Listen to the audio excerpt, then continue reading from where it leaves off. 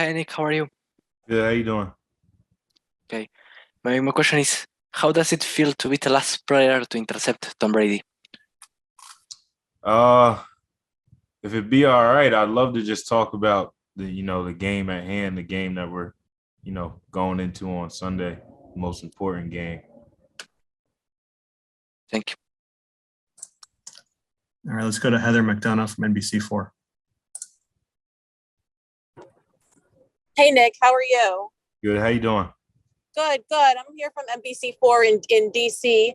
And I'm sure, as you know, a lot of DMV guys playing in the Super Bowl or guys with ties to the DMV. Can you just, talk about your time at Fairfax High School and the support that you get from the folks back here in the Virginia, Washington, Maryland area? Yeah, as you know, that's a lot of talent comes out of that DMV area. So it's kind of cool to watch people's journey and where it leads to. For some of us, it's a blessing that it's leading to the Super Bowl, playing the game on the biggest stage, and the support has been great. And obviously, guys who are from there, myself, take a lot of pride in playing in that area. All right, let's go to Rocco from WRHU. Hey, Nick, Rocco, WRHU New York. How are you today? Good. How you doing? I'm well. Quick question here for you. What has it been like this season, playing with Jalen Ramsey? And what do you think about his demeanor on and off the field and how he carries himself? It's been a blessing, playing with somebody of that caliber at his position. And he's a big energy guy. So when he makes big plays, that obviously, feeds into all of us and affects how we play. And we're just excited to, continue to compete with him in the Super Bowl, and he'll have his moments to shine. And we're hoping that he'll continue to bring that energy like he always has. Thanks. Good luck on Sunday. Appreciate it. Let's go to David Malandra Jr. from Philly Sports Blitz.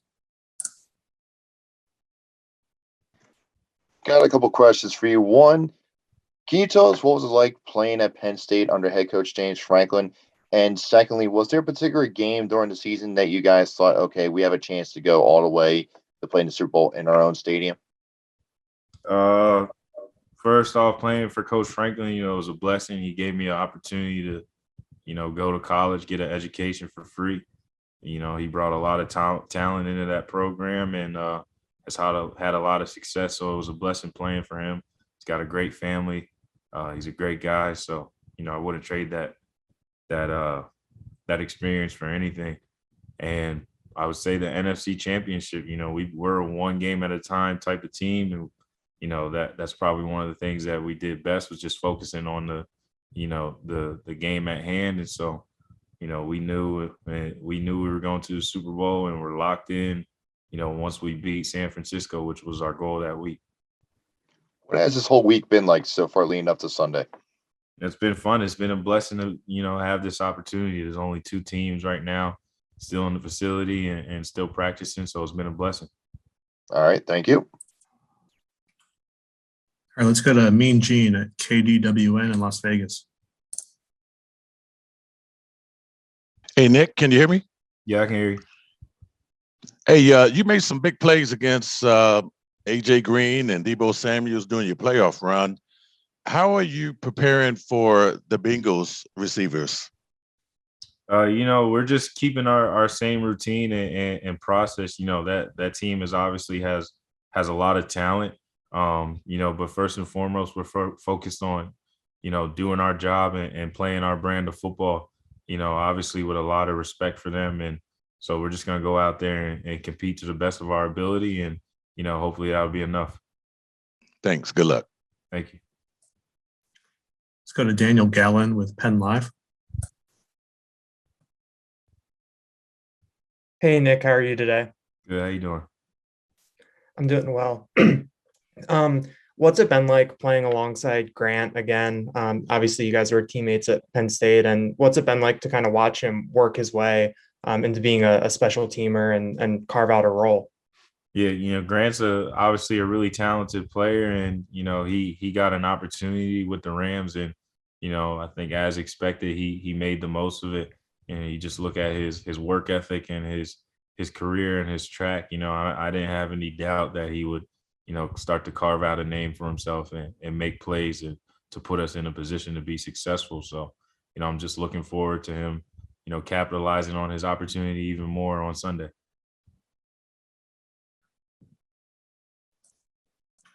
All right, let's go to Dennis Freeman. Hey, Nick, congratulations on the season. When it matters most, it seems like your defense always has the answer in the last, look at the 49ers game, the Tampa Bay game, the defense answered the call every time. What do you attribute that to?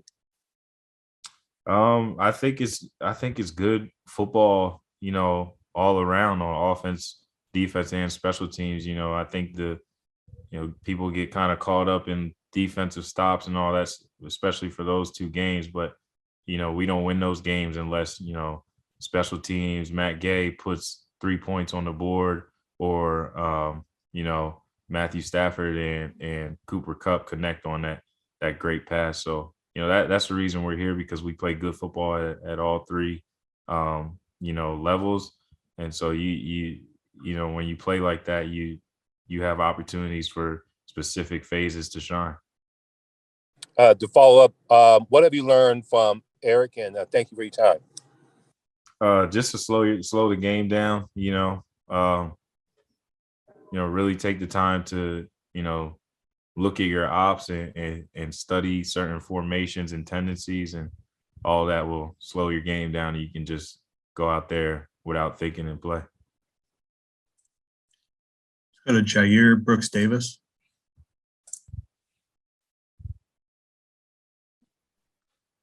Hi, Jair Brooks Davis from 80.7 FM WRHU. This is your first time being in the Super Bowl. Who has been the biggest influence in the locker room for the guys that have not made it to the stage as of yet? That's a tough question. I mean, there's a couple guys that have been on the stage. I would say, Von Miller's been a huge influence. Aaron Donald's been a huge influence. Even guys like Matthew Stafford, guys who haven't been to the Super Bowl, are being a big influence. So we just got a great environment, great group of guys and teammates who are obviously very motivated and know how to motivate each other, for a game like this.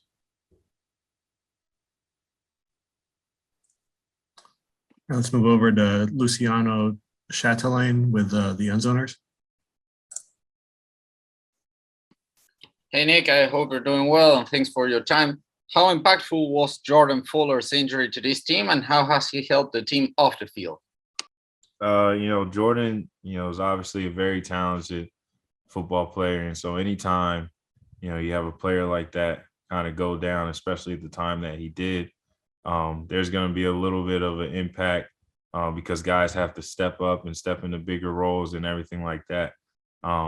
So those are shoes that can't be filled necessarily because he's his own type of player, but you have guys who step into that role who have different styles, et cetera, et cetera. So he's been very involved with the process, still in meetings, talking about coverages and going over corrections and everything. Excuse me, everything with us. So, obviously very unfortunate what happened to him, but, couldn't be more happy and proud of the guy he is, even though he's not on the field, still being around us and participating in our growth.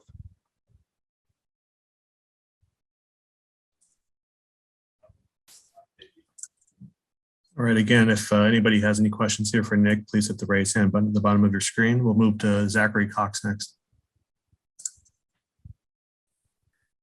Hey, Nick, just realizing that you're the final player to intercept a pass from Tom Brady in his career. Curious if you kept that ball or just how it felt to make a play like that against a quarterback like that in obviously a very big game for you guys. Yeah, as I said a little earlier, I'm really just locked in and focused on this game and interested in answering any questions that pertain to the task at hand. Got it. Best of luck. Thank you.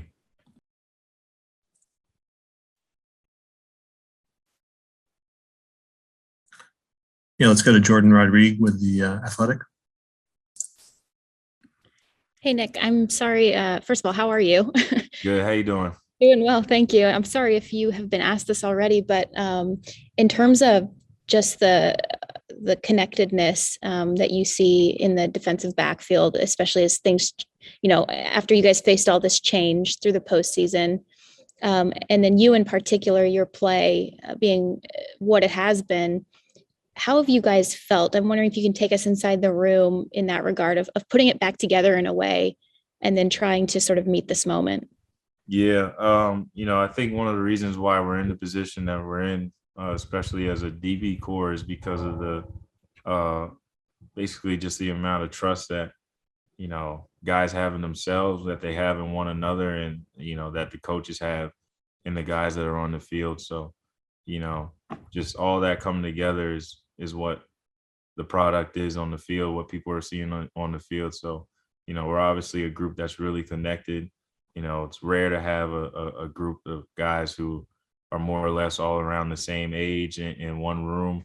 But also we take our job very seriously. And, I think that it shows. So I'm just extremely blessed to be a part of a group like this. And, hopefully we can just continue to do what we've been doing and put our team in a position to be successful on Sunday. And if you don't mind a follow-up, what does it take to play with that connectedness at any point in the season, first of all, but then to take that and then elevate it the way that you guys have, and maybe you personally have, in such crucial spots, such as the postseason when the stakes are so high? It's kind of hard to pinpoint one thing. A lot of things go into it. Just, coaching for one, players' individual study and knowledge of the game. And then all that comes together to build what I kind of mentioned, that trust in one another and yourself. So, there's highs and lows of any season, but, I think the one thing that really stood out to myself this season is, how the DB core as a whole has handled some of those lows and how we bounced back and attacked meetings and everything like that to make sure that we're a successful unit. Thank you very much.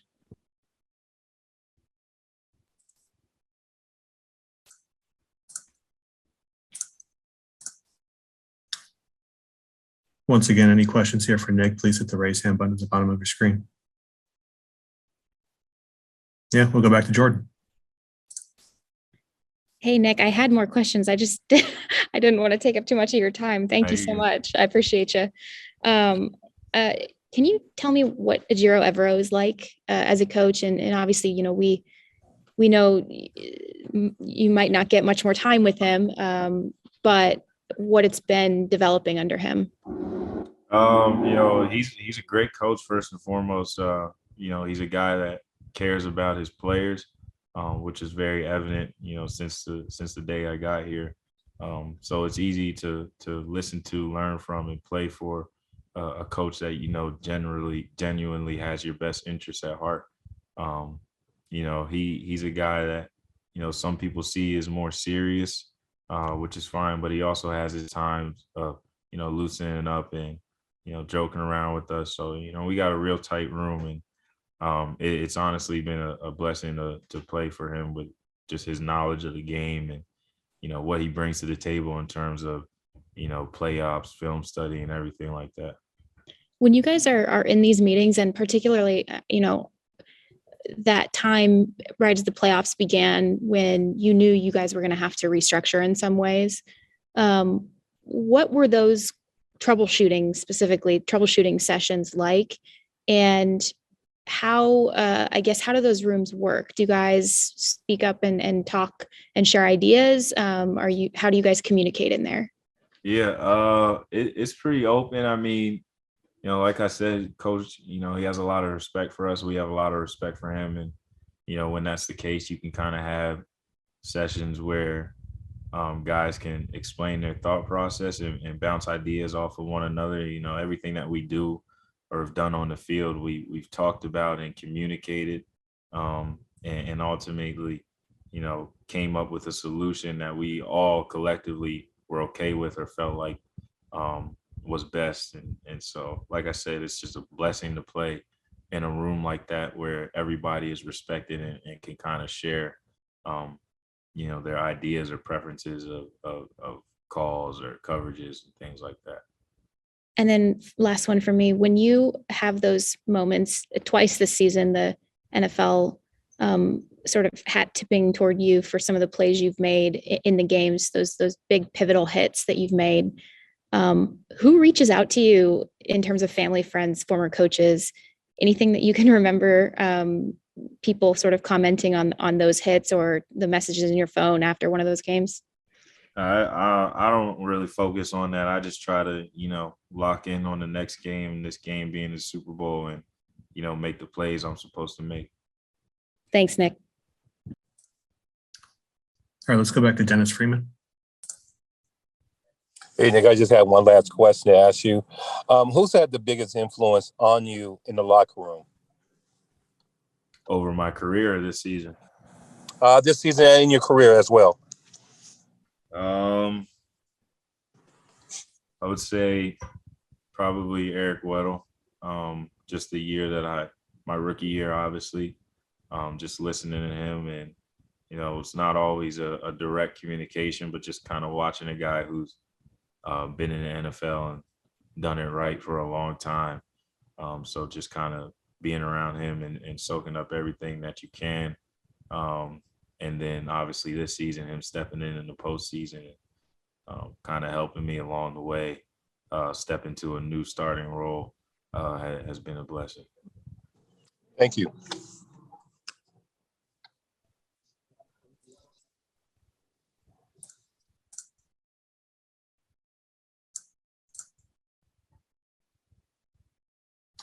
Hang tight there, Nick. We still got some people rotating in from the different rooms. So.